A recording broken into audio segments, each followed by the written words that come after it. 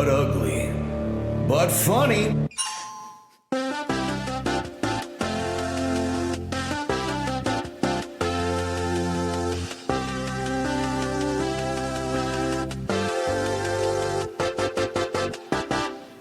Hello and welcome to Video City, where there's no membership required, and I am the freak. I am your freak, and you are mine. I'm Brent. I'm Joe. And I'm Travis.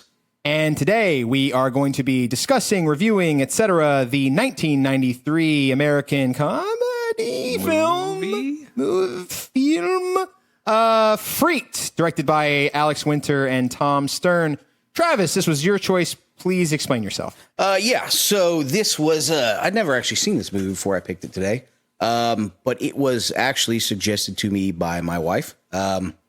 She said she remembered growing up. I kind of found it. I was just kind of perusing, trying to find old movies that got a little bit more obscure. And I didn't recognize this one at all. And she goes, watch it. And I go, why? She's like, it's right up your alley. You're going to love it.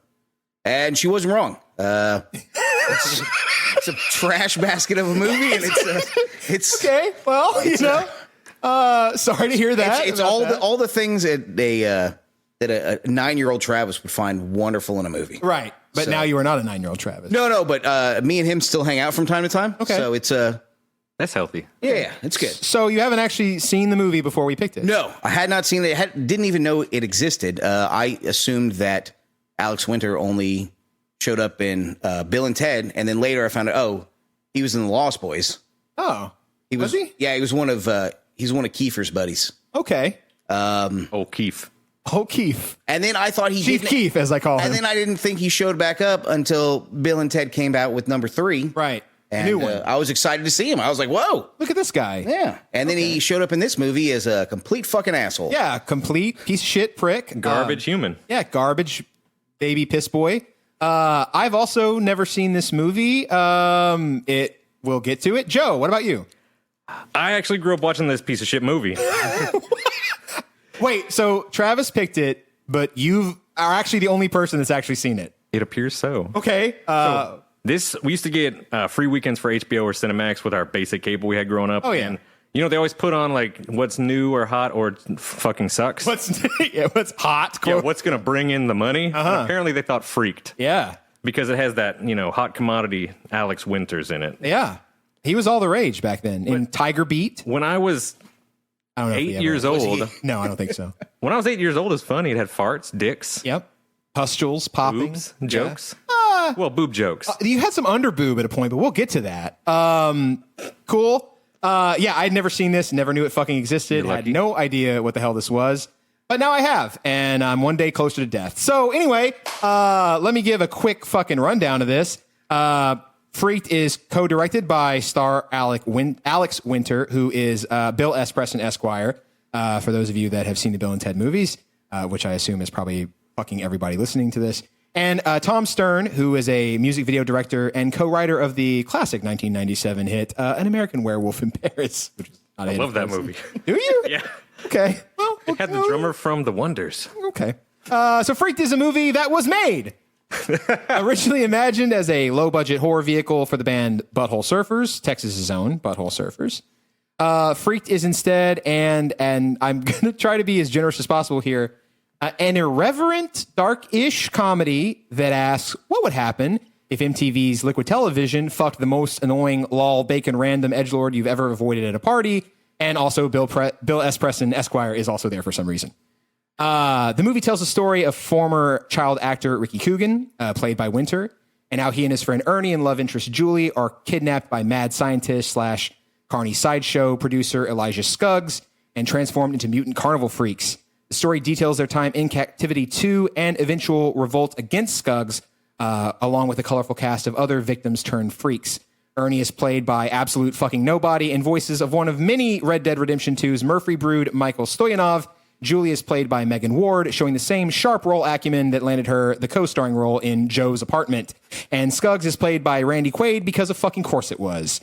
The cast is rounded out by Grim Reaper from Bill and Ted, William Sadler, playing an evil corporate CEO, Brooke Shields playing daytime talk show host Sky Daly, and the Freak Collective, and that is not an indie band name, comprised of Keanu Reeves, Mr. T, and Bobcat Goldthwait, among others, because of fucking course Bobcat Goldthwait is also in this. And that's Freaked.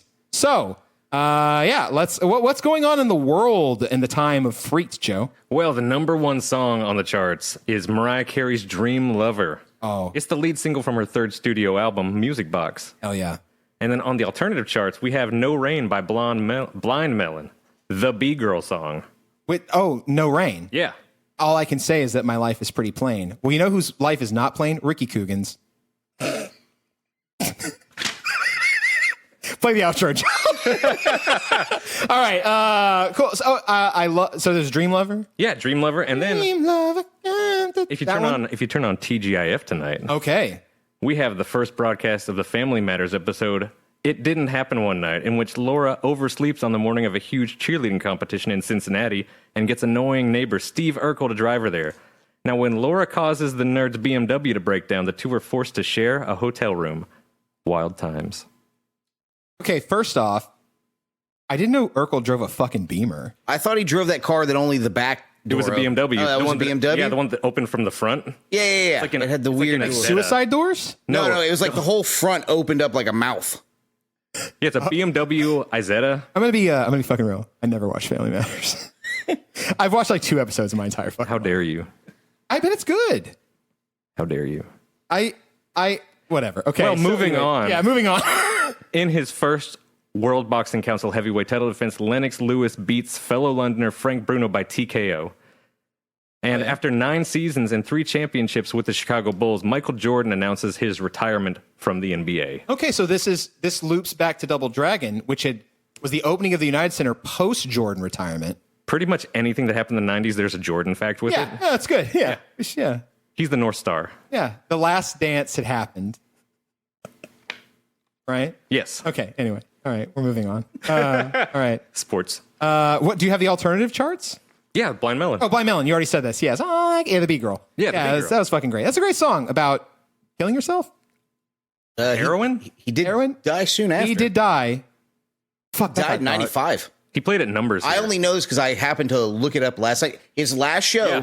he died. He played Numbers here in Houston. Really? And it went so poorly, by the time they arrived in New Orleans, he was dead. So you're saying Apparently, there was a bunch direct of result. There was that's in the Wikipedia. It said that the show was so bad at Numbers that he OD'd on the way to the next show in New Orleans. And when the bus stopped, they found him dead from an overdose. Holy shit. So Numbers really fucked him up. So there's a lot of Houston connections to this movie. Yeah. Surprisingly, that was not fucking one that I expected because I didn't know that. Wow, Blind Melon's last show was at Numbers. Maybe on another time we'll get into Numbers and like really dive into that. But Special we've played deep there. dive. Joe. I think we all played there. Yeah. It's good stuff. Okay. So yeah, I guess without fucking further ado, let's get into this movie. This experience. This was an experience. This was the first movie I watched of the ones that we are doing for our initial Of our first batch cluster. here. Yeah, I was very angry at first, but then I kind of was like, okay. It is a Tommy production, which is very funny. Just Tommy. I assume he's just a guy. Like they just found a dude who was like, "Hey man, you want to be the producer on this?" He's like, "Fuck yeah!" And it's like, They just used their friend's name. thanks, Tommy. Yeah. So the opening is a weird claymation psilocybin fucking nightmare where I guess, are these supposed to be the cast members? Because like names come up. Yeah, and see, it has Megan Ward, and there's a blonde blob of clay with creepy face. Yeah, sure. Yeah, they all just pop up, get like very, like this is, when I said liquid television, like this is like liquid television as fuck. This like weird stop motion claymation nightmare animation shit. So their heads all pop up and they all get scanners somehow, like their heads explode. There's this song playing that had the lyric that I read in the intro. I am the freak, I am your freak, and you are mine. You know who the vocalist is? Who is that? Henry Rollins. No shit. Yeah.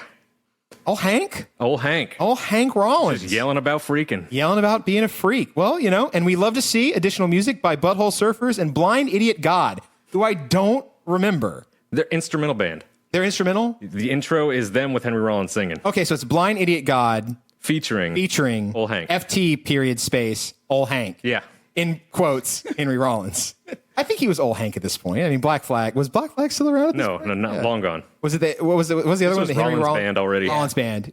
You and I have a lot of memories of Rollins Band. Yes, we do. We'll get into that some other time. All right. So the first line in this movie, I want to go ahead and get to that because it's a true treat. The flying gimp has been destroyed. You may return to your homes. If that doesn't set the fucking tone for this movie, I don't know what does. Like that is. There we go. It lets you know what you're watching. You do know kind of what you're watching here. So you get like watching the intro, because I don't want to let this go quite yet. You see some names here. You see Mr. T. You see Brooke Shields, Morgan Fairchild. My mom went to high school with her. Another Houstonian. Yep. Wait, well, your mom's from Wisconsin, though, right? No, your mom's family. Mom's family's from Wisconsin. Okay, so your mom's so another Houstonian. Yep. So many fucking Houston connections, and it's very weird. Yeah. So we get this little intro. We cut to the flying gimp has been destroyed. You may return to your homes. And we open on the daytime talk show set of Brooke Shields. I already lost her fucking character's name. Sky Daily. Sky Daily. The Daily Show with Sky Daily. It was supposed to be, in the original script, it's Regis and Kathy Lee. Oh, that was actually who it was supposed to be? Yeah. All right. So she is interviewing former child star Ricky Coogan. The crowd, the setup for this is very good because it's like, we remember you from your previous hits. Baker's Dozen. Baker's Dozen. I don't remember the other one. Oh, Ghost Dude. Ghost Dude. Yes. Boo, dude. Yeah, that's it. The crowd is like, this is very Adult Swimish. Like, this is a little ahead of its time because you cut to like the obvious audience, like very obviously being told to clap. Oh, yeah. These are just extras. But then they're like, and now you've turned into someone whose like name strikes fear into the hearts of children, Ricky Coogan, and they all just fucking like boo and hiss. So we only see the silhouette of Ricky sitting on the couch like he's in witness fucking protection, talking about, basically like what happened. And he's like, well, I'm going to tell my story. So we cut to a flashback of Ricky sitting in a corporate board office of the is it EES? Everything except shoes. That's it. Corporation. And you have here notable character actor and Grim Reaper from Bill and Ted. What's his name, Joe? Sorry. William Sadler. You're gonna have to keep me on this. Don't one. worry, I got it. Yeah, you got it. So they are proposing that Ricky become a spokesperson for a certain chemical agent. Yeah, Zygrot 24. Zygrot 24. That, because again, we're talking about corporations. We're talking about pollution. We're talking about chemicals fucking you up. Yep. This is very 90s. It's the 90s. So then we get our first actual look at the character of Ricky Coogan. And what a piece of shit. And this guy, okay, first off, what is the Juan Salvador thing?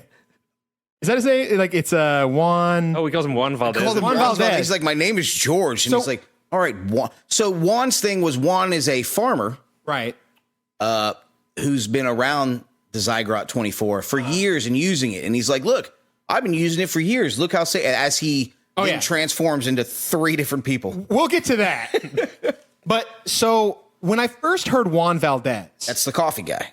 yeah, but I didn't remember that. I thought it was a Exxon Valdez. That's what I was thinking, reference. too. It's not. Juan Valdez is it Costa Rican coffee? Colombian, maybe? Colombian, whatever. yeah. I don't remember exactly. Sorry. that's the coffee guy, It's the coffee guy. So then he's another like, no. important coffee moment in this movie. So that's another important coffee moment. Yes, that's true. So they're interviewing. So we first meet Juan / George. Then we do see our first shot of Ricky Coogan, the just quintessential fuckboy piece of shit. Did every child actor in this time look as fucking mobbed up as this dude does? Dude, he looks so greasy, it's amazing. He is like, He looks like incredible. a henchman in Yakuza. Yeah, for anybody who's never seen this that loves Bill and Ted, which I assume most of us do, he is the epitome of the opposite of what you would expect Bill S. Preston Esquire to be. He's a complete. He's the evil twin of that character. Jet black hair. Okay, like when I say piece of shit, does anyone like? I'm making a very specific I think you should leave with Tim Robinson. I'm a piece of shit, slick back hair, sloppy steaks kind of guy. Like, it's that. The suit, the fucking low collar with the gray suit, the jet black dyed slick hair, the fucking cigarette, absolute. For Just anyone the face who that's lived, constantly We're going to get into his face and the way he talks in a bit. but for anyone who lived through the 90s, he looks like if you could put into one person the whole swing revival movement. He is the cherry poppin' daddy. That's who that guy is. So he's flanked by Asian Brett the Hitman Hart, Gordon Gekko to the left, and younger, uglier Penn Jillette to his right, or to his left, I guess, right there. Oh, yeah. That's who it kind of looks like. Plus the lead singer of Rusted Root is there in the background for some reason. So then they're talking. Juan is defending, working with Zygrat 24, and then all of a sudden just starts fucking shrinking. Every time they cut to him, he's just smaller. He's smaller and notably higher a different actor. Yeah, he's just becomes in the smaller. credits, there are four actors that play that role that are credited with Juan Valdez.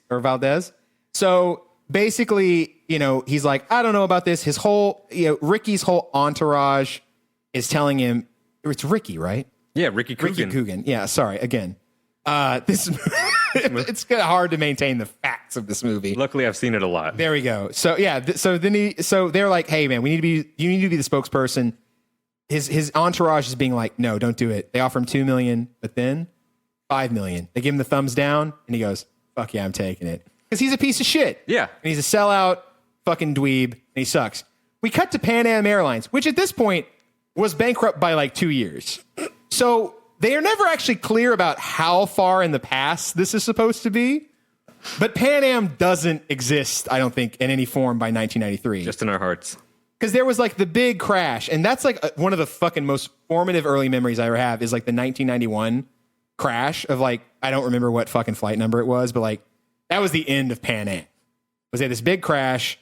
I don't remember anything about it. I just remember I was on vacation with my family in Destin, Florida, and the news was like, Pan Am crash, and they're like, they're fucked. Everyone knew Pan Am was over. Shut it down. We see, Oh, shit. I guess this is first class. I assume Ricky Coogan is flying first class. To Santa Flan. To Santa Flan Named after the patron saint of desserts. of creamy desserts. Creamy desserts. Thank you. That's an important detail.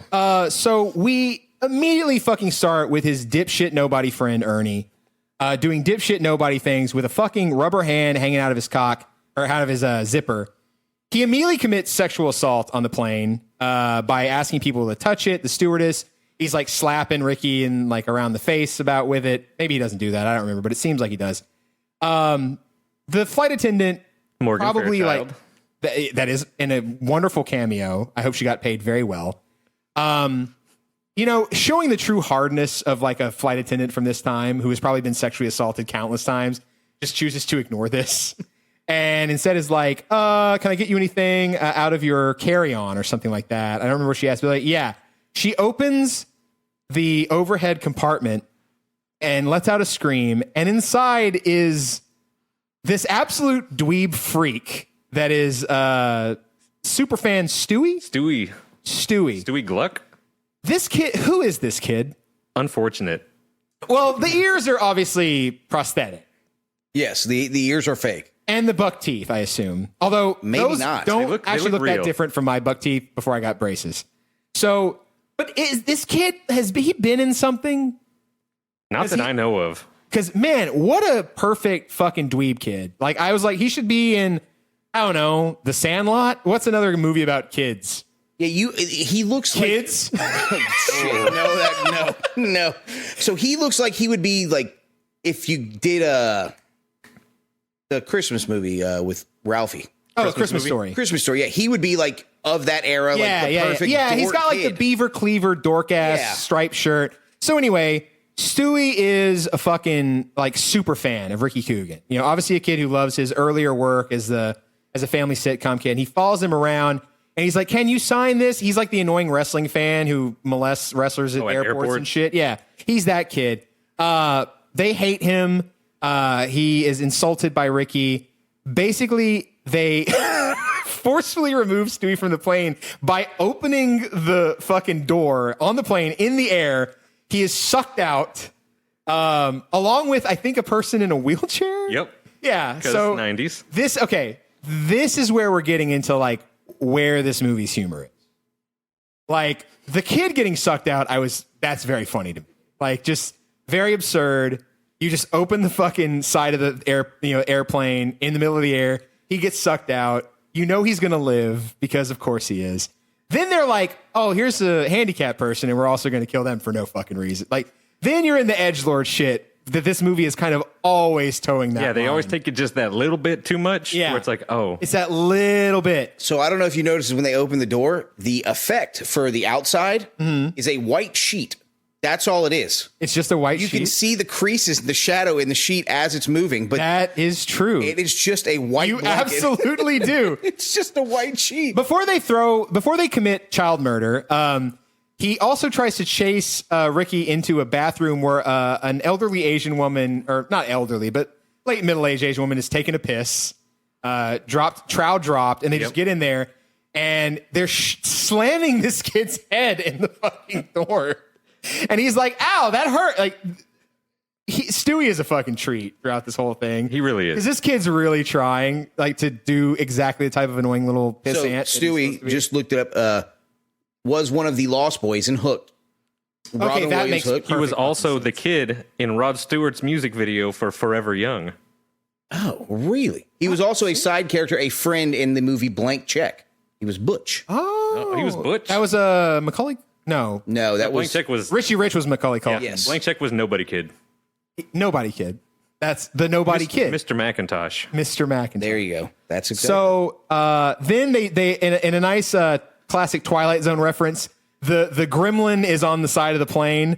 Little Stewie has grabbed onto the side. And he's still trying to get in touch. He's still trying to make Ricky pay attention to him. Senpai needs to notice him, but he falls from the plane, lands in a farm field, hits the ground, misses you think there's a hay bale there. You're like, oh, he's gonna hit the hay bale. Nope, eats shit. They drop the dummy, just fucking owned. He gets up. He's like, oh, I'm okay. And then immediately his little fucking autograph book drops on his head. And that's the first actual pop this movie got out of me because that was very funny. And I'm a sucker for slapstick sometimes. That scene was good. Everything once he got sucked out was pretty okay. It was pretty good. So they land in Santa Flan, and there is a protest going on. A running joke of the guy with the "I like Ike" sign. A nice, relevant, timely joke about Ike Eisenhower. It's that kind of shit where it's like when we watched Animaniacs. Yeah. And it's like, how the fuck? Like they're just popping the adults. Like whatever unfortunate parent had to like take their shitty teen kid to go see this. They're like, I like Ike. I remember those buttons. That's all that shit is. Now back to the signs. We have a couple here. Ghost dude sucks. Yep. You're, Zygrod equals death. Get out. My favorite one is a young child holding up the sign that says, Ricky Coogan sucks shit. Yep. Accurate.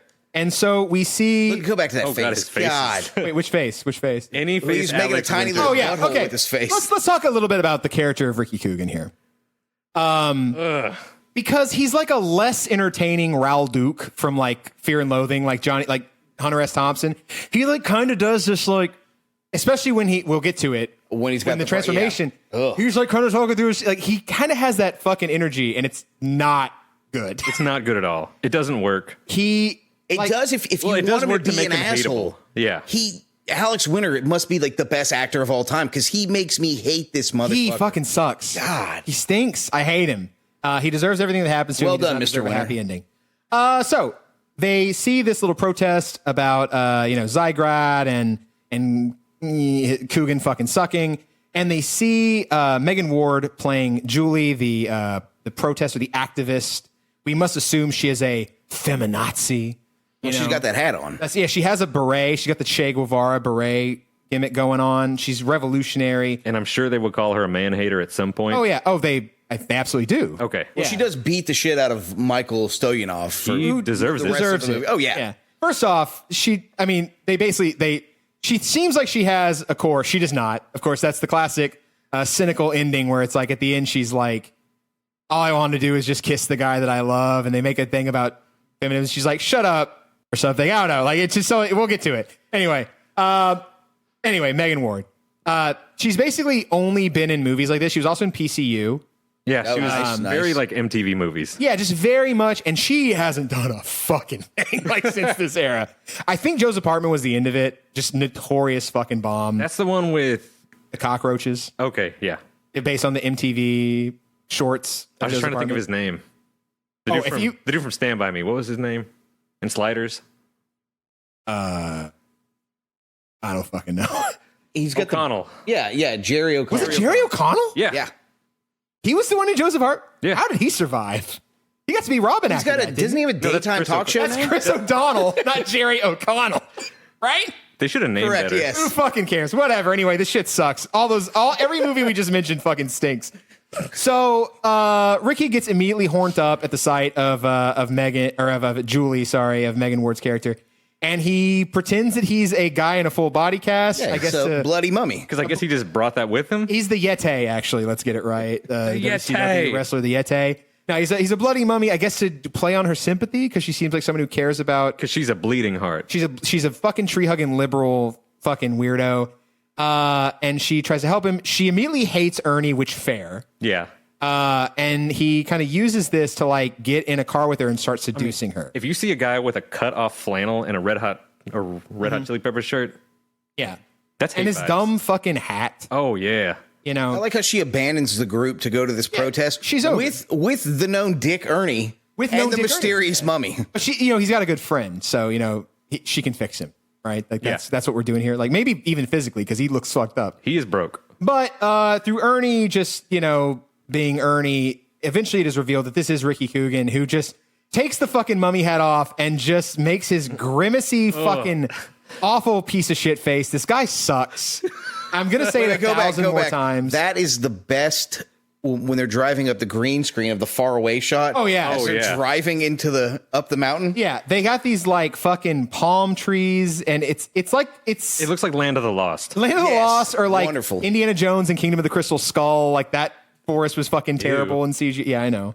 Anyway, so they're just driving. Julie is talking about the bad side effects of Zygrat because she heard that he's going to be the spokesperson for it now, or Zygrot, whatever the fuck it is. And they start seeing ads for Elijah Scugg's famous Freakland. And so she's like, even if it turns people into like a human worm, she's like, yeah, like a human worm, but I don't see what that has to do with anything. It's like Dog Boy, and it's like they just have this whole fucking lead in. I gotta say, during this whole time, there's like 1,000 fucking puns and like Yep. really, I did not bother writing fucking any of them down. It's a little exhausting. Nothing has popped me so far, except for Stewie. dipshit kid getting hit on the head with a book. I had a comedy. So he's smoking a cigarette. He's got his Ray-Bans on. Absolute piece of shit. He needs to ash that fucking cigarette. It's like half a cigarette is a fucking ash. So they decide to take a detour. Julie, for some reason, wants to see a freak show, which is not very liberal of her because very freak shows not are on inherently brand. exploitive. Just look, Julie, do better. Okay, do a growth. Very performative. Yeah, performative. Yeah, performative woke champagne liberal. That's what this shit is. Okay. All right. So they get to Freakland. That's Freek because this is the 90s. I'm surprised there's not freaks with a Z at the end of it. That was the original title part of it. Are you fucking? It was like serious? Hideous Mutant Freaks with a Z. Yeah, if you watch the making of, they call I will it. absolutely never watch the making. They keep referring it to Hideous Mutant Freaks, and I was like, the fuck are they talking about? So that was the working title. Yeah. When it Yes. was supposed to be the darker, more bloody movie. Yeah, Project Freaks with the Z. There are we'll get to the moments of shocking violence in this that kind of come out of nowhere. We'll get Doesn't to take that. very long to get there. So they get out. They're kind of walking around. This place fucking stinks. Although I will be fair, it does have that vibe of like a really shitty like side of the road backwoods ass attraction. Oh yeah. So well done for that. It kind of looks like what was that really shitty movie with Dan Aykroyd, the one that like ruined everyone's Nothing but trouble. Yeah, I got like Nothing But Trouble vibes from some of this. Love Nothing but trouble. That was going to be one of my next picks. Very sorry to hear that from both of you. Hey, it had Digital Underground in it. That is true. It did. So we get fucking Randy Quaid because of course we do. Because of course It's we just do. this is Cousin Eddie with long hair and a goatee. This is Vince McMahon never making it out of the North Carolina trailer park. This is what he would have become. So he's like, hey, check it out. Oh, I'm a nice guy. I'm just a fucking deer, and that's basically it. At some point, I'm going to keep calling her Megan because that's her actual name. But Julie. Julie starts talking. I don't remember what she's talking about, but there's this scene where this butterfly lands on her finger. And I popped huge because you can absolutely see the fucking string hanging from the butterfly. And it's like wobbling around on her finger. Randy Quaid gets mysteriously horny about the whole thing. You see the frog guy and she eats the butterfly. I guess because she's like shocked and wants to put her hand up. She gasps or something. And she inhales the butterfly and it falls apart immediately. Like the wings fall off. It sucks. It's bad. It doesn't make sense, but it's like, haha, girl, eat butterfly because it was supposed to be a nature. Like, I don't know. An attempt was attempted. I kind of like her throughout the movie, but she has no acting skill. No, but she's the most likable one of all. She's likable. Yeah, she's very likable. So he basically, long story short, because God help me if I'm going to try to fucking actually summarize this plot. He traps them. It's a fucking, he bamboozled them. He's like, you want a private, our freak show doesn't start till tomorrow, but I'll give you a private one tonight. Yeah. And he's like, oh, you will become the freak show. Yeah, and it's he invites them in, and then all of a sudden, next scene, they're all tied down to tables. on Frankenstein tables. Yes. Sorry, Frankenstein's monster. But then he opens the Tasty Freak machine, which that was my nickname in college. And he also sold Ramada in towels, which is that was a light pop for me. I'm not supposed to have these either. He's not supposed to have Zagrod, whatever. So his whole deal is he's going to turn these 3 young people, much like Double Dragon, they're ostensibly, I guess, early youngish? 20s. I would assume early 20s, right? Yeah. Sure. I mean, Ricky is definitely a cokehead. I mean, we can do, but that doesn't mean anything in Holly weird. Am I right? Hit the outro, Joe. No, okay. So he takes this machine that uses Zygrot and I guess some other ingredients, and it becomes basically mutagen ooze. Yeah. And he pours it on both of our reluctant heroes and heroine. Now, I will say, this effect I enjoed. Yes, I wrote this When it goes into the stupid claymation. The claymation is bananas wild. This was very fun. There is a joke here. I have to point out the problematic joke. Deformed level Michael Jackson. Yes, I wrote that as well. Yeah. Had to make a note of that.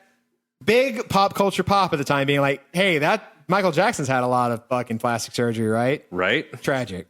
Now they do go in one of the transformations. I don't know if it's a problem, but there is Gumby jerking off. Yeah, I actually, the mutation scene was unexpected, is what I put. Gumby jerking off, question mark? So Scuggs puts the goop, the mutagen ooze, on the side of both Ernie and Julie. Thank you. I was calling him but Elijah Scuggs is his name.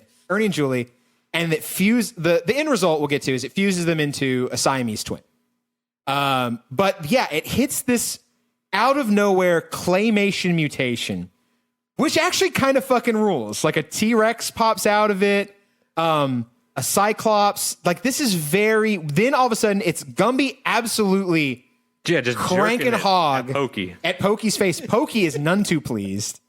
Gumby flips off the camera, eyes bug out. This is like that keep on trucking fucking like the guy with the tongue out of his mouth. Ew. You know what I'm talking about? Yeah, what I love about that is while Gumby's jerking it, Randy Quaid tells Gumby to stop jerking off. Does he? This happened before. He's like, Gumby, stop it. Does he? Yes. I did not catch that. Okay. He has an interaction with Scruggs. Scruggs is like, Sex I Fest thought if you're going to Gumby. show up again, we weren't going to be jerking it Yeah. in Pokey's face. Stop it. Yeah. If you're going to go claymation, be the wholesome Gumby that we all remember. Yeah. So Smoke, very obviously superimposed Smoke goes, and now they are conjoined twins, and they start immediately doing fucking Three Stooges, vaudeville slapstick shit. That's the level of humor that like a third of this movie is. Yeah. It's fucking weird. Like it doesn't. I get that that's the point, but it's kind of like this shit is just whiplash from one mood to the other, where it's like kind of dark and weird. Then it's like, very stupid. Very fucking stupid. And try hard the whole time. And always trying too hard. Always. So then, of course, Ricky, he undergoes the same thing. He gets the goop poured on him, but I guess in a more general sense, he wakes up, and I think we have a shout out to the Aeon Flux opening animation, where his with the eye slowly opens and it rolling. rolls from the bottom. I was like, if a fly lands in his fucking eye, Oh, I would have. I'm That would have losing been my great. mind. I would have loved that. It does not. So if it is a fucking reference, it is a half-ass reference. So he wakes up and he's now a troll boy. Looks hideous. He's got pustules all over him. He looks like a fucking piece of shit, even worse than he was. Now he's a mutant piece of shit. And that's not saying anything about any mutants. It's just this particular mutant. Yeah, this one is just particularly shit. But I will give it to him. That prosthetic looks horribly uncomfortable. He did the best that he could with that. He obviously cannot close his mouth. Yeah, it's obviously all ADR. Yeah. He's ADR to everything. Yeah. And this is a movie like a good time to kind of do it. Man, practical effects are fucking awesome. Yeah. If Yeah, nothing they, else, this they movie, hit it out of the park Yeah. with the actual man-made practical effects. I think the only CG in this is Frog Guy's tongue. Like that clearly looks to me like to be like CG animated. Yeah. There's probably something else, but like that's the one that I remember. But the rest, like all the costumes, fucking great. A lot of fun. I can't say Well, let's not go too far and say that all the practical 'cause we effects gotta are get to great. it, yeah. I just remembered the barfing scene. Oh, yes. yeah. Okay. It's, So Randy Quaid, Scuggs has a conversation with the Laughing Man. He looks so rough out of nowhere. Yeah, he all of a sudden is like sunburned, like he had one too many Margaritaville margaritas, and on the beach. We see, the pustule pops as soon as Ricky sees himself for the first time. Hey, it's gross, right? What a freak! And he puts him in. Now this is the TARDIS outhouse. it is a TARDIS outhouse. It's Very fun. That was kind of a was funny good. pop. I like that. This was a funny gag. They ruined it immediately With Bob Vila. Yes. Yep. But the first part, he's like, "Wow, you really did a lot with this space." I pop. It was so good at that point, and then they just killed it. They do this Bob Vila shit, which I do remember Bob Vila. Yep. Very much a part of the time. He walks out, then a good line. I really need to put a shitter in really there. need to put a shitter in there. Good pop too. Then Bob Vila comes out, makes And then another they- joke. And then they murder Bob Vila. And then Bob Vila is murdered with blunt force trauma to the head with a hammer. Because About it's time. funny. I mean, yeah, fair. History's greatest monster, Bob Vila. I mean, you watched Home Improvement, right? Yeah. Fuck Bob Vila. Yeah, fuck Bob. That was, Tim Allen, or his character was very anti-Bob Vila, Yeah, trying to well, steal his goddamn thunder. Yeah. He's a fucking swagger jacker, All right. Anyway, so he goes in there. He sees the Ernie? Journey? Yeah, Ernie. Okay, yeah, Journey. Journey. Don't stop believing in these two. That's what I said. You reach for the ending. couldn't reach it. I Okay, cool. couldn't reach it. So they're still doing that. Now they see there we Ricky go. and they hit the fucking Team America World Police. Yeah, the Vomit barf gag. hose.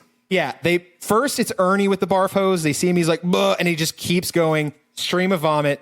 Then eventually she tries to be the bleeding heart, but no, deep down, she's just as bad as everyone else. That's the theory, or that's the moral of the story. Julie also starts barfing. So we get a nice big barf gag. The drool is coming off of Ricky's mouth. I assume that's probably some of it's real. That's That's mostly real, probably. gotta his be mouth real. is hanging open and he's absolutely just He drooling. can't shut his mouth with that thing on. Yeah. I feel for this dude, like in that kind of thing. And then we start to meet the other freaks, the people. You now learn that Scuggs has been doing this for a while, and we start to meet the first of our cavalcade of freaks. And the first is a lovely voice act cameo. Is he actually playing the physical form? No, just the voice. Just the voice is of Theodore, Ted. We got Keanu Reeves Keanu Reeves. as Ortiz the dog boy. Ortiz, the dog boy, who very immediately you get the little tiny puppet hand coming to scratch his ear. Minor pop. Not very good though. But he's like kind of a revolutionary type. He's obviously trying to go like, we got to get out of here. He's Yeah. the leader of the other freaks. And yeah, so we then I believe begin to meet the other ones. So we have Ortiz, the dog. This is where we boy. start to do the Hollywood squares. That's right. For some reason, they play Hollywood Squares. Yeah, a joke which would not land anywhere now. Yeah. Well, when was the most recent revival? I have no idea. Mid 2000s? Did they really? Yeah, there was a revival. But they make a joke about the center square, which is very back in the 70s. Oh yeah, The actor they name. Oh okay. Oh, so the middle person is like an actual actor. Yeah, that's why it's a skeleton. That's why, yeah. Oh, the skeleton. So we get the worm guy, bookworm. We get Sockhead. I did like Sockhead. That is Bobcat Goldthwait's character, which was very unfortunate. The nose person. Oh, Nosy fucking sucks. The cowboy. Cowboy. He's a man and a cow. And the Eternal Flame. The Eternal Flame, which is a guy farting, because just a 90s fart people joke. do be loving their farts, though. And then the skeleton, and then Mr. T is the bearded lady. Do we want to talk about this? When he gets into his backstory, he seems so happy.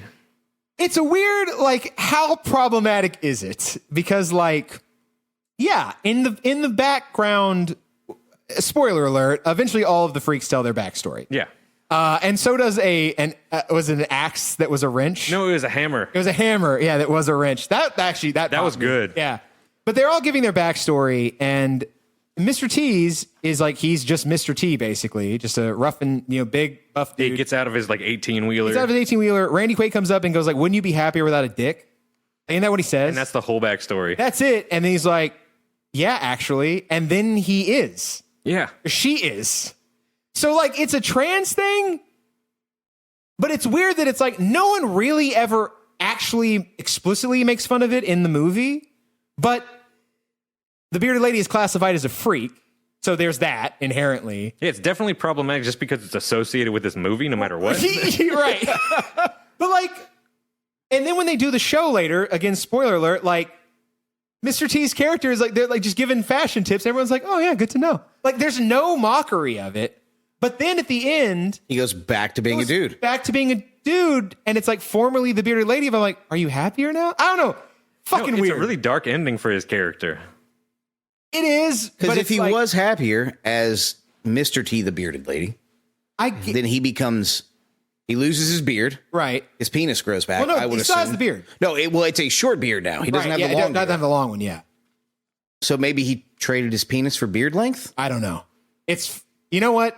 I don't know. Neither did this fucking movie because I don't think they thought about it Not at all. But I was kind of like, it's kind of one of those things. Anyway, let's move the fuck on from that. So, okay, we meet the other freaks. Ricky is not happy, just miserable. Before this stone cold great looks, that was the thing. So let me pause real quick because I have here a note. I have people love farts. Yes. Oh wait, this is later. This is okay. So we're getting the background. There is definitely a gay joke at some point. So I put gay joke 1. When I don't know about 1, I know they do one when they do the actual freak show and people show up because Randy Quaid makes a comment. Oh, if there's anybody sensitive, yeah, in that here. is. It is that one. That is that one. Okay, so it's just right after this. This happens right joke. after this. So we're getting the backgrounds. Here we go. It all kind of happens. Let's see here. The wrench flashback was very funny. That was so good. They just kind of cut to this like wrench laying on the ground. Or it's a hammer. You're right. It was a hammer. And then you see it was once a wrench, but then he freaked it and it became a hammer. Big pop there. Yeah. So there we go. So basically, Ricky is starting to feel some connection to his fellow freaks. Dog Boy is sleeping in the same bed as Journey. Because dogs get it. They like to sleep on the bed and they sniff you and all this kind of stuff. Ricky has a vision of Stewie floating around. Apparently they have a telepathic connection. This is explained by Cowboy. Soulmates. They're soulmates. Yeah, when you get freaked, you get special mental powers. Right. They all have different powers. They have ESP, and I believe, is it the fart guy has ESPN? Oh, geez. Or is it Sock guy? Sockhead has ESPN. I think Bobcat has. Sockhead has ESPN. So me and my brother, we would always say what the cow says here, if you let them into your heart. Just randomly. Your heart. That's later. Your heart. I like Cowboy a lot. Yeah, I like Cowboy. So yeah, basically the parasocial relationship that Stewie has with Ricky has become real. Yes. And now Ricky, who wants nothing more than to avoid Stewie, cannot avoid him. At least forever. So now little Stewie is, he gets this link. He sees that Ricky has become a freak. And he's like, I got to save my problematic fave, Ricky Coggins. So Cougans, whatever. Fuck it. Who cares? Ricky Cougar. So Ricky Cougar Mellencamp. in another funny scene, as Stewie is the only good thing about this movie, he goes to every major fucking newspaper and tries to tell them the story. And he gets tossed out repeatedly of glass doors. And then the final payoff is he goes to Weekly World News of Bat Boy fame. They buy the fucking story because, of course, they do.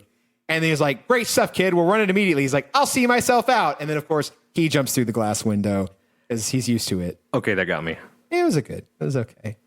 So he goes to see it. It's on the paper. Ricky Coogan is a mutant in South America. It took a while to run it because they also had to get to the Satan baby, I think. Ricky is not Ricky. Stewie is immediately kidnapped by corporate goons. They hold up this like weird fucking drill Power gun. drill. They're gonna fuck this kid up. So I'm like, that is some Guantanamo Bay like black site torture shit. It's like I think it's it looks like a hole saw with nails sticking out through the or sides. like razor blades. Yeah, it's bananas wild. It's fucked up. It's gonna do bad. They're gonna torture this kid. He fucking screams as you would. We go back to Freakland, and it is our opening night of Ricky Coogan. We do see the I Like Ike sign guy, and there is shout out to NoFX, the heavy petting zoo. So they do, yes. So we see the petting zoo, which is the two-butted dog with a butt for both sides, and then we scroll to the left to the heavy petting zoo where a man is Just making out with a goat. Kissing a goat. Going to town with a goat. This was before the NoFX album with the same name. Yeah. NoFX came out in 96. Do we know if Fat Mike got the title from this? I tried to look it up. I couldn't find anything about it. Okay. He seems like the type that would watch this. Fat Mike would love this movie. Yeah. And everything that implies. I would assume so. We move on. So we get the heavy petting zoo joke. It's a guy, hey, it's bestiality. That's funny. And the goat is very funny. We have I Like Ike sign guy, like I said. And Ricky is going to go on stage as the Beast Boy. So the first thing we get, the first act is the Pinhead, which is a classic freak. Yeah. A classic sideshow attraction is the Pinhead, which is, the person with the shaved head with the little knot of hair on the top of it. That's kind of how they're always stereotypically shown. The Pinhead looks very, kind of fashionable, comes out with sunglasses and a nice necklace, and then immediately problematically rips it off, is cross-eyed, and starts bonking himself on the head with a fucking This was the dumbest thing in the movie so This far. sucked. This was bad. So then next off is Journey, is Julie and Ernie. They're doing like a little soft shoe kind of deal, and then they immediately yuck it up with more fucking Three Stooges humor. Yep. I fucking hate this. I want to die.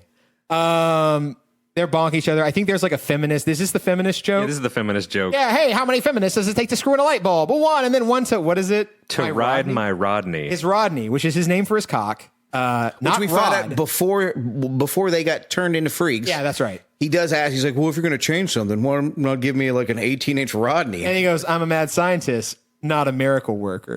But pish. That's what we're dealing with here, folks. Yep. Okay, so they bonk themselves. Ernie passes out. They fall down. Everyone loves this. Then it's the bearded lady. It's Mr. T. Mr. T is just giving fashion advice, and everyone in the audience is fucking loving it. Yeah, they're participating. Brushing beards. So again, not problematic in that sense that it's like, oh, cool, yeah, okay. Yeah, his character's never made to be the butt of the joke. Right. Yeah, which is okay. Then we have a breakdancing gorilla. That is Nosy wearing a gorilla outfit, so they don't have to wear the nose prosthetic. Okay. But that's not advertised as Nosy, right? No, they say it's, you see him backstage before where Nosy has the thing he's got on? the gorilla suit on, but not the head yet. Okay. So Why would you not show the big nose? Isn't that the whole thing? I think that's the joke. It's just not funny. Fair. Okay. And then we have Sockhead and Polka Fever. Bobcat singing is amazing. Bobcat doing Bobcat things, playing bells. Then the sock is torn off as a mistake, and you see that it's not actually a sock head. It's a hand. It's a sock puppet head. It's actually just another hand for a head. So we've got 3 hands. The shocking reveal. I'm seeing double here. 6 hands. All right. And that's where everybody loses their shit. Yeah. Calls him a fraud. Yeah. It's like, okay, the person that maybe they think it's like 2 kids in a fucking trench coat kind of deal. They don't know that that's actually sock guy's head. Or do you think they're just mad it's not actually a sock? I think they're just pissed it's not a sock. Yeah. So they don't care that it's a person with a fucking hand. No, yeah. They feel conned. Well, these are like the local yokels in Santa Flan. In South America. Which is full of just random people. country white people. Yeah, it's weird. So he booed. Then the worm's about to go out, but instead it is Beast Boy's turn. It is Ricky. Ricky comes out, and instead of just doing, Beast Boy shit, decides to read a soliloquy from Richard III, Shakespeare's Richard III. Richard III, also a notoriously ugly character, who Professor Nigel Crump, which is a very funny made up professor name from Oxford. Nigel Crump. Nigel Crump. That's a good British fucking let's make it up, you know? He just goes, oh, we're going to give you cultural subtitles where he just says a bunch of lines. He goes, I'm ugly. I never got laid. Ha ha ha. Uh-huh. That's all that Shakespeare is, right, folks? It's all just dumbed down to that. Yep. The audience loves it. They've been aching for rich, real theater. They throw flowers at Ricky, and he is taken off stage. And he is then confronted by his agent, I believe, and he's trying to get out of here. But he's like, basically, you're so fucking ugly now, we can't do anything with you. So now you're just going to live here. And then he starts laughing at him. And then everyone starts laughing. And then out of fucking nowhere, Ricky gets a fucking red glint in his eye and just fucking rips this dude's head off. Pops it like a water balloon. Just bonk. Well, he first rips it off, and it's like a Lego guy. Like it just slides off the neck. You see the hole. clean cut. There's the cartoon no ham need slice. for effects for like blood dripping or anything like that. It's there's just no Sub-Zero spine hanging down. It's like he cut it cleanly and then just removed It's the the head. Dragon Ball, like when they cut the tail off of things. Yes. And it's just that ham slice. Yeah, it's that just perfect, like, You have round meat, bone in the middle. yeah, bone in the middle. Yeah, it is like when Fred Flintstone gets a fucking big Haka-brontosaurus on it looks like that. And then he takes it. The guy has like one line where he's like, oh, way to be fucking whatever. And then he spikes the head down and it fucking explodes like a blood water balloon on the camera. It was a very much this fucking escalated quickly kind of situation. So that's the one thing that kind of was a pop. Then everyone runs in fear. And, you know, there's a guy trying to film the whole thing. Bud Melman. Bud Melman? Is that the actor's name? I think it's like Larry Bud Melman. Okay. Ike Guy has been impaled with his own sign. About time. There's blood all over the place. Weirdly freaky. Pus is shooting out of Ricky's head. He's freaking out. And, you know, that's entertainment. That's a Vince McMahon ass line from old Scuggs there. somehow Scuggs becomes more and more sunburned as the movie goes on. Yeah. Well, you know, it's maybe it's summertime here too. So Ricky is then put back in his little, TARDIS outhouse. He sees a milkman. This scene kind of popped me for some reason. This milkman just got a cigarette hanging out of his mouth. We eventually leads to another thing about milkmen, which that reveal, yeah, I loved. Okay, so at this point, he lures the milkman in, saying, who is it that he wants to see naked? Well, no, he laid a turd. Right. It looks just like this one celebrity, but I can't remember. Who it is. Now I can't remember who it is. When he comes out, he goes, "Man, it looked more like Winona Ryder." Which I'm like, fucking Catching Strays. Winona Ryder's beautiful. But yeah, so we got a turd joke. People do be loving their poop in the 90s. It's all a ruse. You see Ricky then assaults, I assume, and maybe kills the milkman and steals his milkman suit. But it cannot contain his freakish form as his shoulder is kind of poking through. Just ripping through. Like kind of mid-Hulk transformation kind of looking shit. Oh, no. So then we get the Rasta eyes. The I and I. The Rastafari eyes. The Rastafari eyes.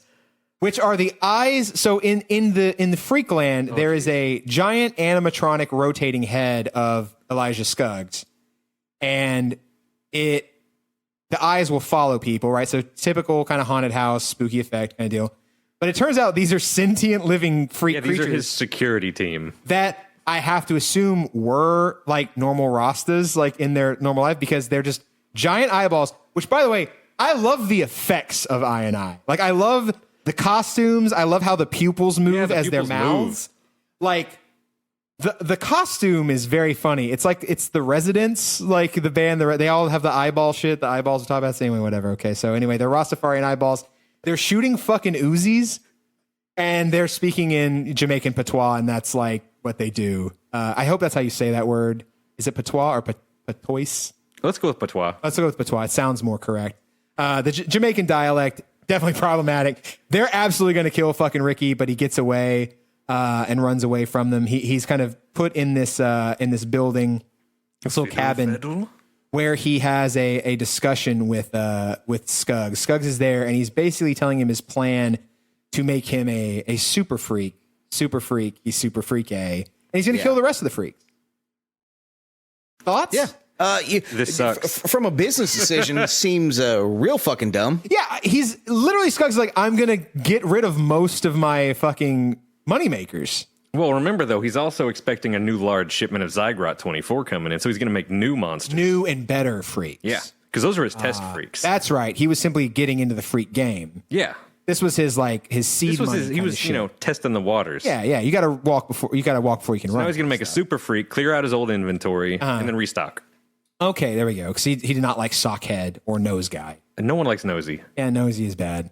Nosy's terrible. What's the point? Are there even any boogers in this? Sockhead's a sham. Was that which Nickelodeon show was it where you had the huge nose where you pull boogers out? Double Dare. Double Dare. It was Double Dare? Yeah. Okay, yeah.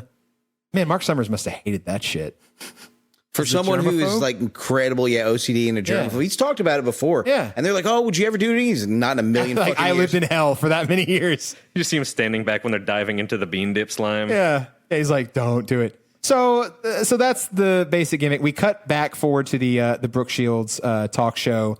And obviously the thing here is when we see the silhouette of Ricky, it looks like it's his troll form. Yeah, you still see lumps and shapes. See and weird lumps lines and coming shapes. out, hairs. We'll get to that. Now, obviously, he is wearing the prosthetic in the flashbacks, so the payoff isn't actually right, but we'll get to it. Okay, so he's back. He's like, okay, what are we gonna do? Now, all the other freaks have also dressed up as milkmen. That got me so good. It was very funny because we lead this to a scene where they kind of start like having a fight with, I believe, with the Eye and Eyes, right? Or are they fighting the each Eye and other? Eyes show up. But No, they're fighting fight each other. Yeah, it's Dog Boy is fighting Ricky, and then Skuggs looks out the window and he's like, wow, like 12 milkmen. It's a lot of milkmen. Yeah. No wonder they're fighting. Yeah, fighting for the same route, So it was a corny joke, but it was good. So I and I again pop out of the out of the head. I guess they ran back there after their previous run in. That's where they hang out. Yeah. Yeah. So that's kind of nightmarish looking anyway. Yeah, and Ortiz runs off because he sees a squirrel. Yeah. And he's a dog boy. Right, he's a dog. This was much before the which was that fucking Up? The Pixar Yeah, I think Squirrel. so. Yeah. Okay. Anyway, all right. Let's get. The most depressing movie ever. Yeah, let's get through this. So the freaks all decide to unite, and they're going to take down Skuggs. God damn it! They come up with a plan where Ricky says we should buy some sea monkeys and train them to use guns, which that's kind of funny to me. That was good. But then they do the whole thing like, oh, the other group actually thinks of the real plan, which is go in there, steal the super zygote, but reprogram it to make you Because good. you can A good reprogram super slime. freak. Yeah. Become a good super We'll make you a freak. good super freak, and then you can kill Scruggs. Yeah, not a Rick James super freak, No. a good super freak. Yes. Yes. Okay. And then you'll kill Skuggs, free the freaks, and everyone lives happy thereafter. So the plan underway, the freaks start to try to dig a tunnel, I believe, into Skuggs's workshop, laboratory, whatever. And I do love the scene, the kind of juxtaposed scene where they're doing this crawl underneath Underneath the toad. the Toad Man. He like eats something with his tongue, but it's just that very much kind of shitty. We're meshing two scenes together kind of stuff that I really miss This is from when like he old- eats the airplane. Yes, because he spits out the propeller. Is that what it is? Yeah. It's the airplane. Okay, yeah. So yeah, he's looking up in the air. He eats an entire airplane and then spits out the propeller. He eats a jet airplane Yeah. and spits out a propeller. So we have to assume his tongue is at bare minimum 15,000 feet or longer. yes. Okay, cool. So they're crawling through there. I believe that Ernie starts to hawk a loogie, but then Julie spits it out and Yes. says, "I hate when you do that." So I guess their tracheas are connected in some weird sideways human centipede type shit. Who knows? This is the worst. They break through. They see the lost city of Nod, and then it's a slideshow for some reason. This is the most like We Looney get Tunes ass Ernie's joke. bar mitzvah. Yeah, it's no fucking clue what's going on And here. he wants to stay. He's like, you got to see the one with a rabbi. And it's like, Yeah. well, calm down. No explanation. It's fine. Whatever. Yeah, moving It's just on. Madcap looniness. They get into the lab. They are confronted, or the rest of the freaks are trying to go help them, I guess. And then I bust down in perfectly I shaped holes into the barn where the rest of the freaks are hiding, and just comically gun down Sockhead. This is my favorite death in this whole thing. Yeah, Bobcat Goldthwait's character is mercifully murdered in cold blood by the Rastafarian eyeballs. Falls down. They remove the sock from the head, and it starts doing the like you're talking with your little hand, hand in it, mouth. and then blood starts coming out. This was good. Beautiful. This was good.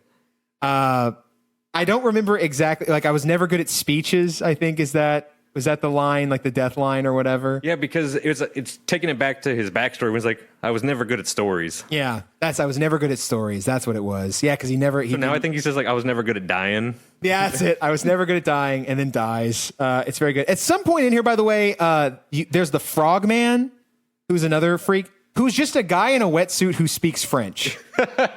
And I am mostly French in my background, so we're gonna go here. When did it stop being a thing where people called French people frogs? The last time I can remember it happening was like early South Park. Early South Park? Okay.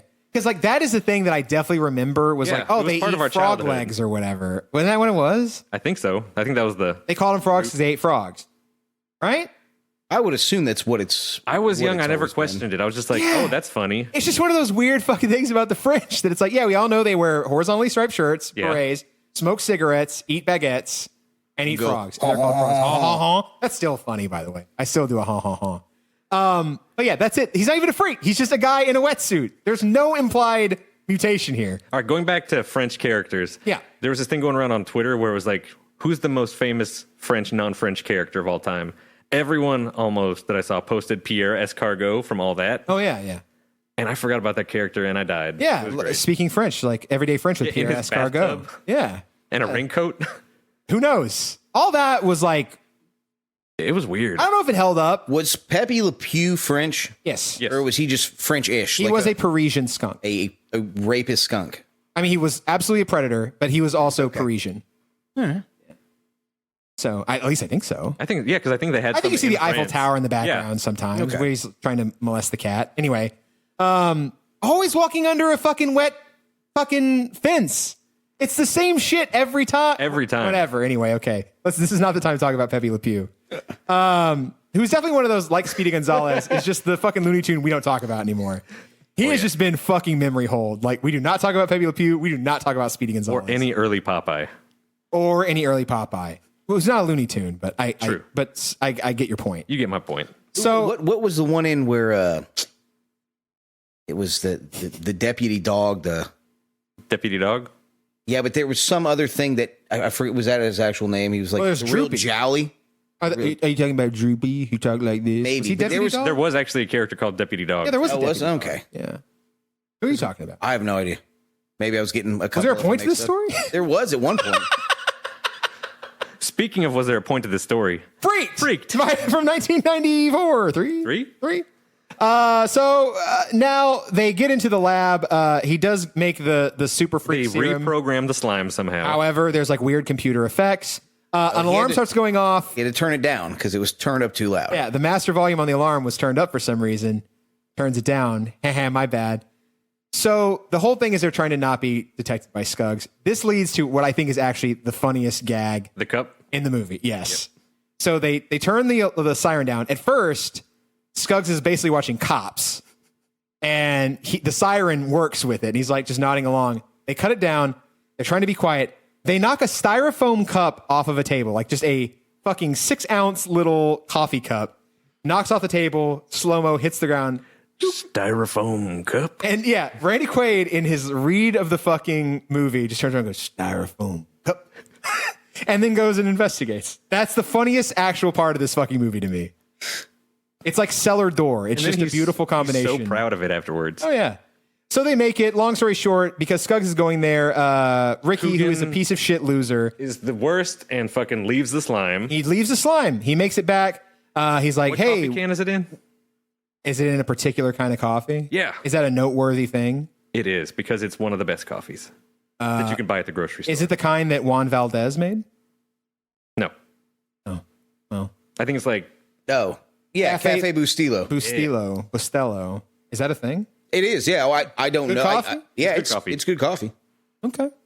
I'll take your word for it. Not really. He does. So big plot point though. He leaves the slime, He leaves it. but he manages to grab a dessert for a treat. Yes, he does grab a bag of tasty desserts, which we find out shortly. So when they get back to the other side, the tunnel collapses behind them, so there's no way to get back surreptitiously into the lab.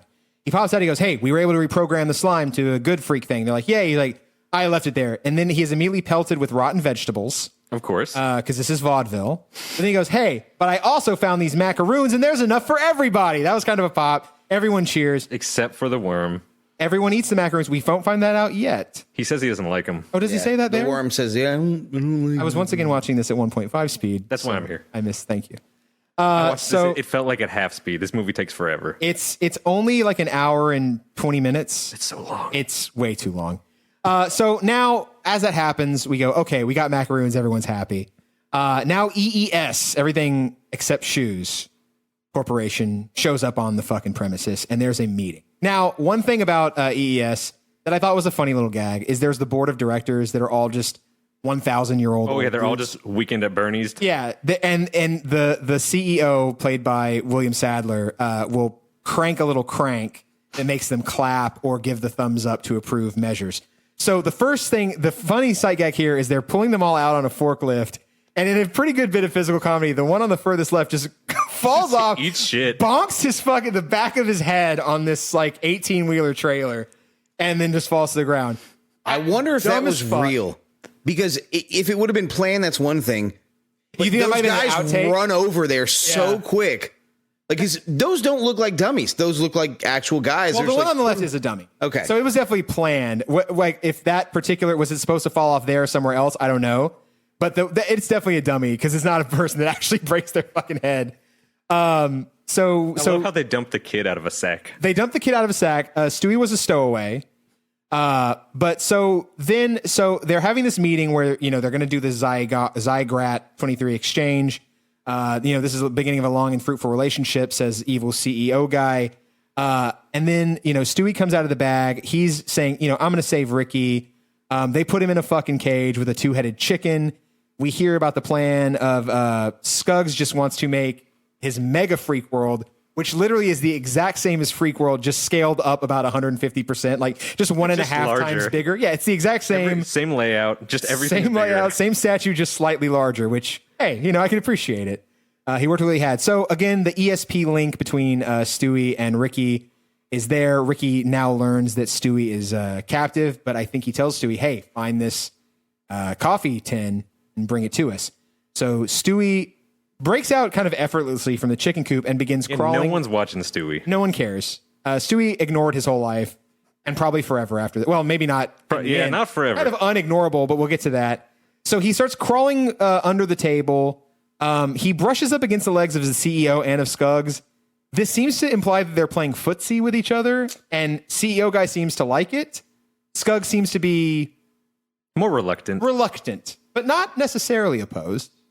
They're getting in bed with each other financially. Why not physically as well? Anyway, so they get to the spokesman guy. I think this is the agent, right? Or the guy we spoke to earlier who was in the he's just a pre-show? rep for me, yes. He's just a rep for me. Okay, so he's not the agent.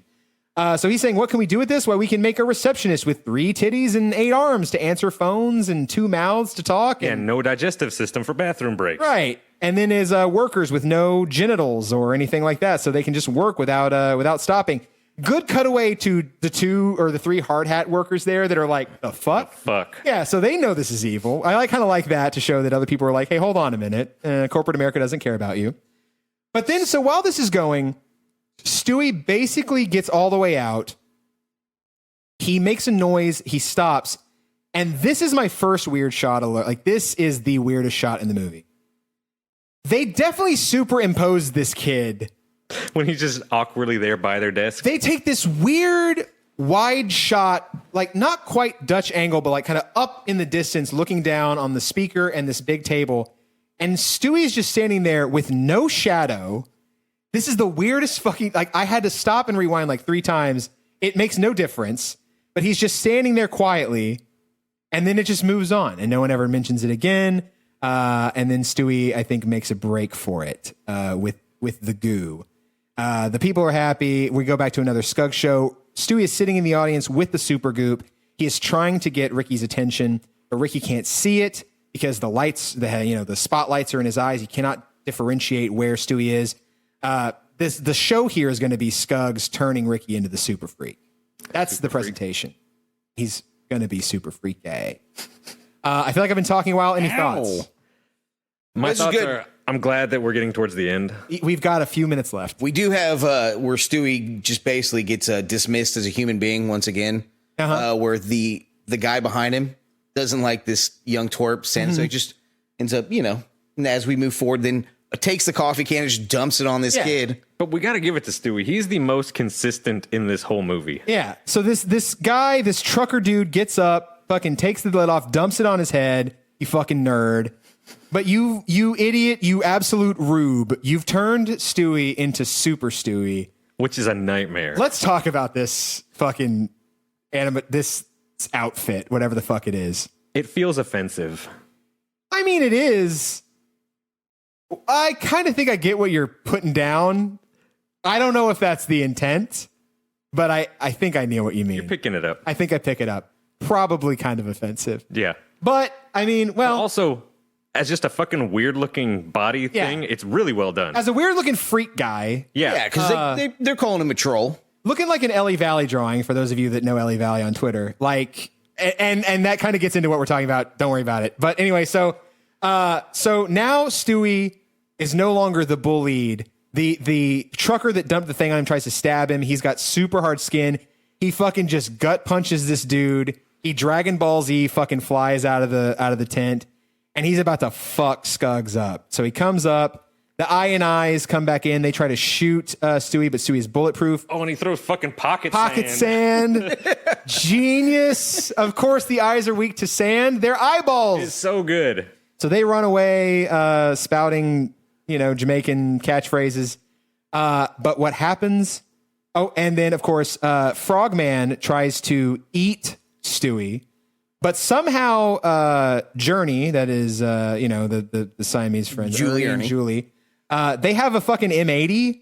I guess they just brought it for... Oh, no, because when Ernie first meets Frogman, he does make the comment, I used to blow up frogs when I was a kid. Because he's taking his food, and then he lights a cigarette, and the Frogman takes a cigarette, and as they're walking away, he tells the Frogman, I used to blow up frogs when I was a kid.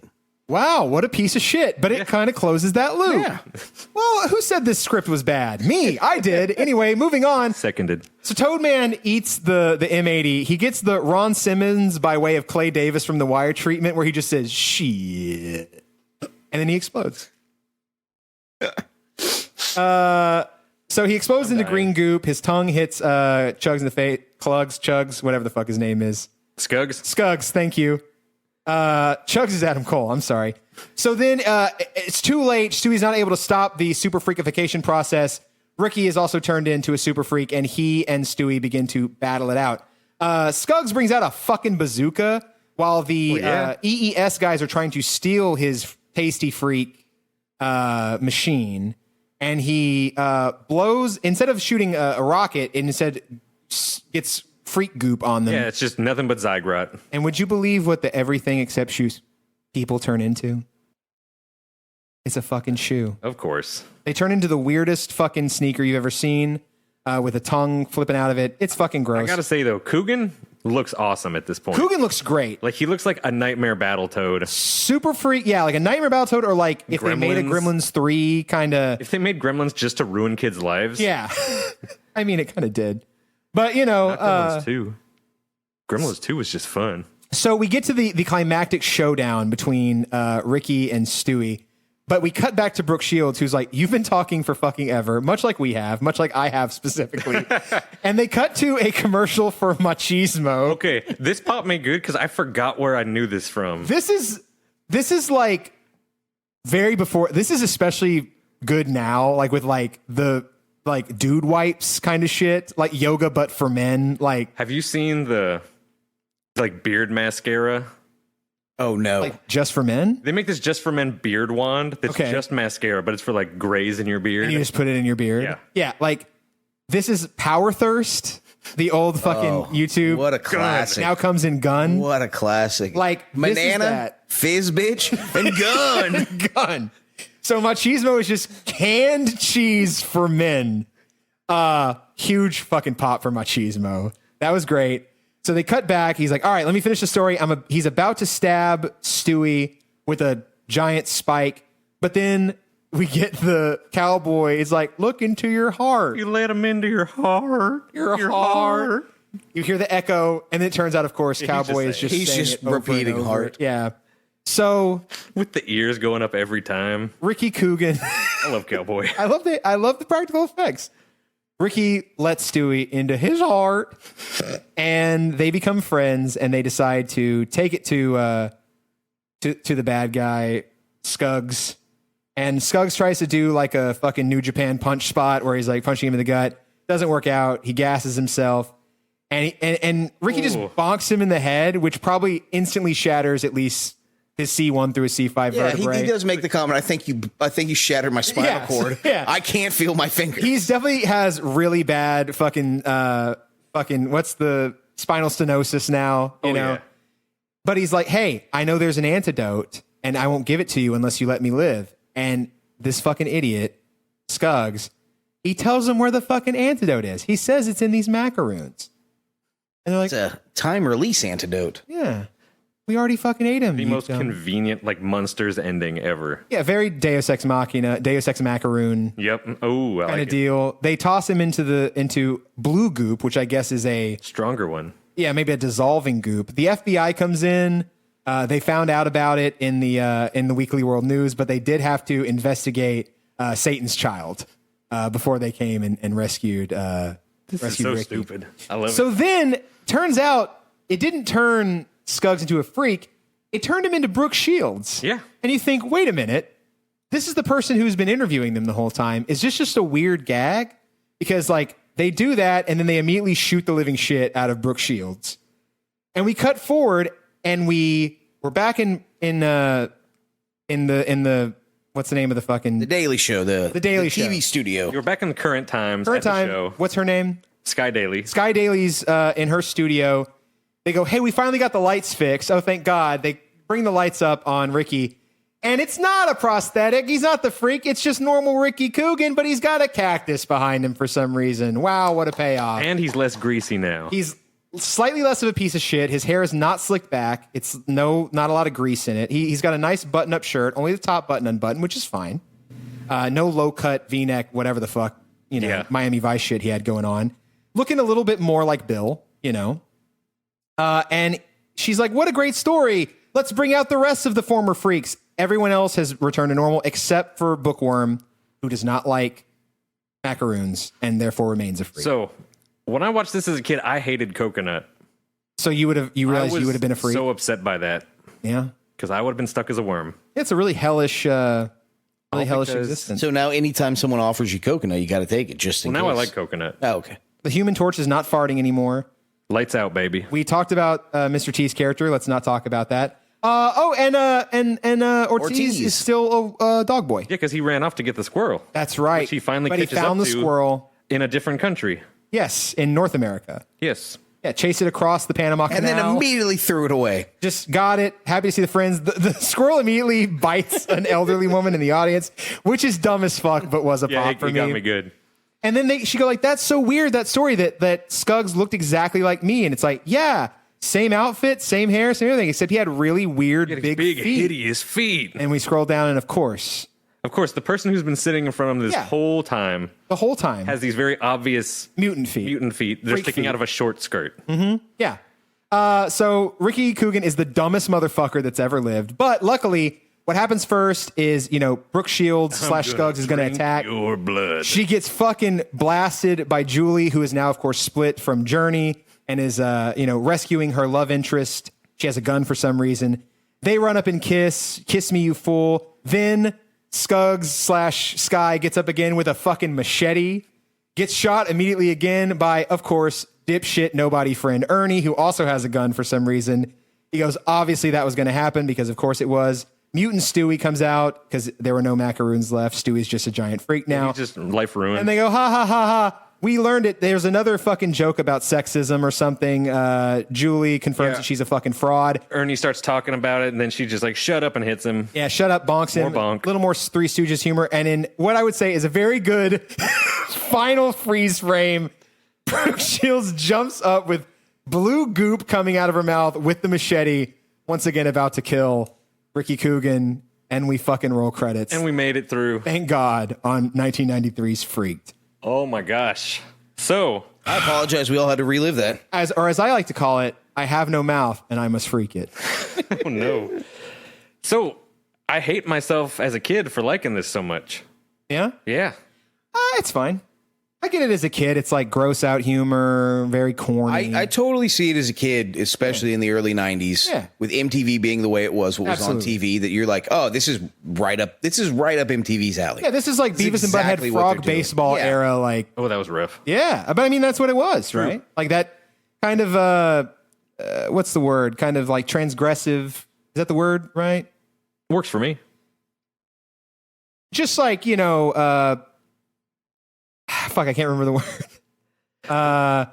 Yeah, they're just trying to like a little edgy, a little kind of try hard, Very hey, we're the fucking revolution, TV, It's whatever. it was a very Gen X made movie. Yeah. It's like Extremely. I absolutely remember around this time, well, maybe a little later than this, but there was a computer program called the Spider-Man comic maker, cartoon maker. oh yeah. Did you ever have that? Oh yeah. Me and my friend Justin would make it, and I remember like in all of our little sketches that we would make, the joke at the end is everyone's head just exploded. Like it would just be like, and we have no way to end the joke, so you'd be like, bah, bah, bah, bah, bah, and then you'd like make like explosion sound effects. It's just very much, like, I would pop like crazy as a kid for this. Never heard of it, but I guarantee you I would have fucking loved this movie. Now, Oof. It's rough. And at the very end, it's funny because they're going like, it's finally over. Yes, it is. Now it's really over. Thank God. And I'm like, What was her name? Megan Ward? Megan Ward. She's the best actor in here because she's the only one that isn't hammy overacting. She just can't act. She just can't act. But that actually makes her better than the rest. Yeah, she seems a little genuine for it. Yeah. Notable moments I think we touched on. Yeah. So the weirdness lived up to what I remembered. Yeah. This is a weird fucking The jokes didn't age well. No, but again, kind of like Double Dragon, surprisingly not as bad as it kind of There's feels like. certainly movies out there that are way more blatant with their just. Oh yeah, no, there's definitely movies did- that are way more cringe. We did actually pass over the one gay joke in the movie. We did where he said, If anyone is sensitive, you might want to leave. and it was two gentlemen with sweaters tied over their shoulders and pastels. Looking preppy, and they're like, they make like little, Very 90s joke. very nice, yeah. But other than that, and the Mr. T thing, which is somewhat progressive, but then we're not really sure because he goes back. it doesn't. There's no solid Yeah, politics. nobody thought about it. No. They didn't do it because they were triumphing. Reading it now, I'm kind of like, I don't know what the fuck. I'm just gonna go with it's bad, probably. It's bad, probably. Yeah, like I think that's just. And you know what? That's kind of my tag for the movie. It's bad, probably. There are moments that pop me. Most of it was kind of the good physical humor that would kind of come out of nowhere. I don't think there was a single joke other than Styrofoam Cup that actually made me laugh during the whole thing. The Styrofoam Cup joke was really good, though. That was great. I hate Randy Quaid, Yeah, fuck him. but his delivery and most of his lines were pretty good. He was good. He was having a fun time. But this is like the quintessential Randy Quaid character. He knew what the movie was. Yeah, he absolutely knew He's like, what this he is was in. fucking stupid. I'm just going to be dumb. And he can, and credit where it's due, limitedly. Randy Quaid can play that character always. That's all he ever did. Yep, pretty much. Yeah, he's a wonderful piece of shit. In the acting. movies. Yeah, it's in acting. Yeah, okay. Yeah. Okay. Just making sure. Yeah. So as Joe, you said it did live up to your memory in the weirdness. Yeah. Yeah, this was, at least it's kind of short. It was a product of its fucking time. Like, I can't completely hate on it. I would never watch it again. What's one thing that is pretty neat is it could only exist during that time. Yes. Like, it's way too much for, like, even the 80s. Yeah. And as soon as you get past 1995, it wouldn't have landed. Yeah, and it's a different type of. It's specifically this kind of humor. early 90s. Yeah. And, like, Gen X MTV humor.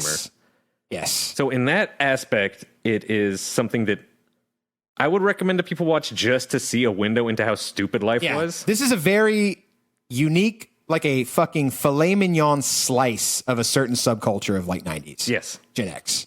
I would agree. It encapsulates everything wrong and bad about like that edgelord humor. We see of the why early Gen X 90s. became what they became. Yeah, it makes sense. Yeah.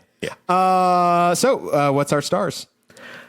I gave it a very generous 1 star. Okay. Because I hope I never have to watch it again. Okay.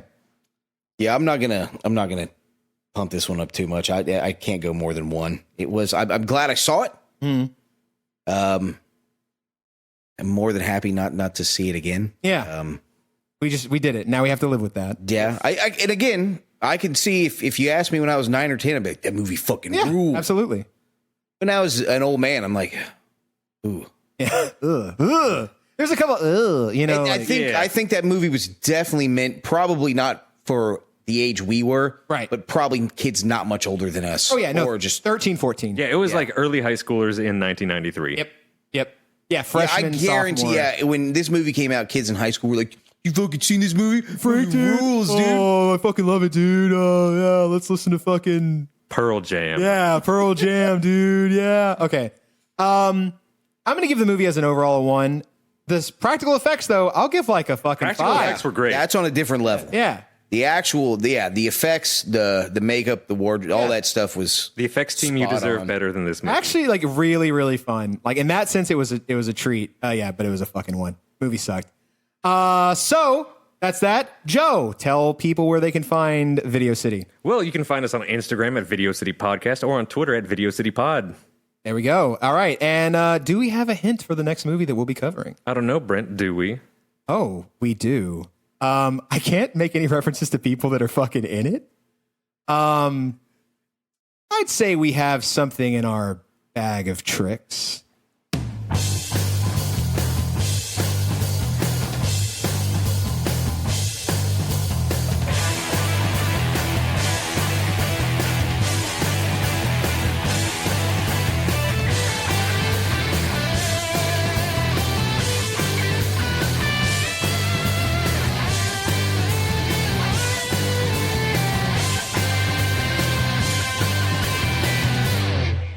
Next time on Video City. It says Poldoni's Royal Ices, Brooklyn's greatest. Get the fuck out of here. I will fucking Wow. Makes no sense. I will find it for you now Jesus. because it owns.